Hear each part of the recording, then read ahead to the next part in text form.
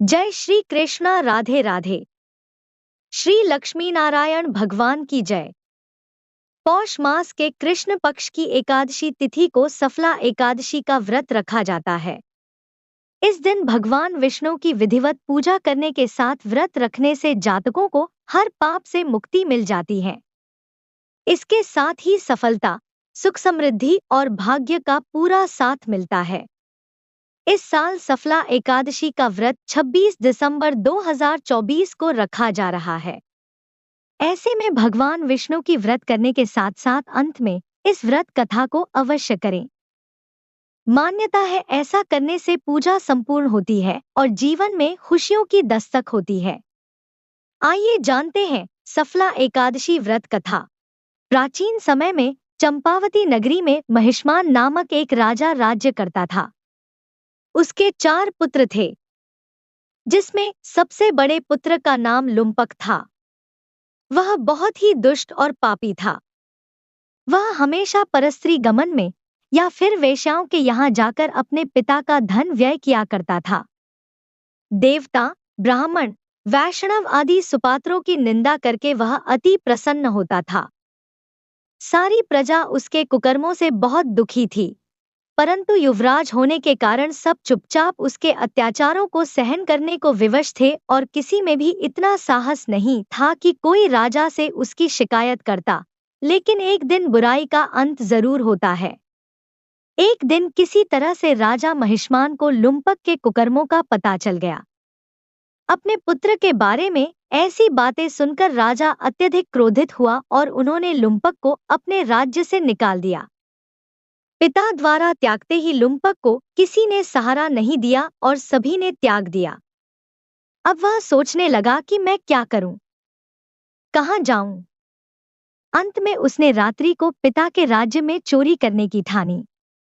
वह दिन में राज्य से बाहर रहने लगा और रात्रि को अपने पिता की नगरी में जाकर चोरी तथा अन्य बुरे कर्म करने लगा। रात में वह जाकर नगर के निवासियों को मारता और उन्हें खूब प्रताड़ित करता था। इसके साथ ही वह निर्दोष पशु पक्षियों को मारकर उनका भक्षण किया करता था। किसी किसी रात जब वह नगर में चोरी आदि करते पकड़ा भी जाता तो राजा के डर से पहरेदार उसे छोड़ देते थे। कहते हैं कि कभी कभी अनजाने में भी प्राणी ईश्वर की कृपा का पात्र बन जाता है। ऐसा ही कुछ लुम्पक के साथ भी हुआ। जिस वन में वह रहता था, वह वन भगवान को भी बहुत प्रिय था। उस वन में एक प्राचीन पीपल का वृक्ष था तथा उस वन को सभी लोग देवताओं का क्रीड़ा स्थल मानते थे। वन में उसी पीपल के वृक्ष के नीचे महापापी लुम्पक रहता था। कुछ दिन बाद पौष मास के कृष्ण पक्ष की दशमी के दिन वस्त्रहीन होने के कारण लुम्पक तेज ठंड से मूर्छित हो गया। ठंड के कारण वह रात को सो न सका और उसके हाथ पैर अकड़ गए।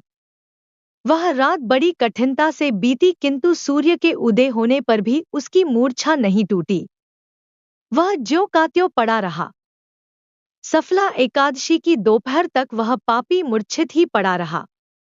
जब सूर्य के तपने से उसे कुछ गर्मी मिली, तब दोपहर में कहीं उसे होश आया और वह अपने स्थान से उठकर किसी प्रकार चलते हुए वन में भोजन की खोज में फिरने लगा। उस दिन वह शिकार करने में असमर्थ था, इसलिए पृथ्वी पर गिरे हुए फलों को लेकर पीपल के वृक्ष के नीचे गया।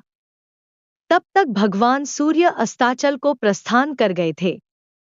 भूखा होने के बाद भी वह उन फलों को न खा सका, क्योंकि कहाँ तो वह नित्य जीवों को मारकर उनका मांस खाता था और कहाँ फल। उसे फल खाना तनिक भी अच्छा नहीं लगा।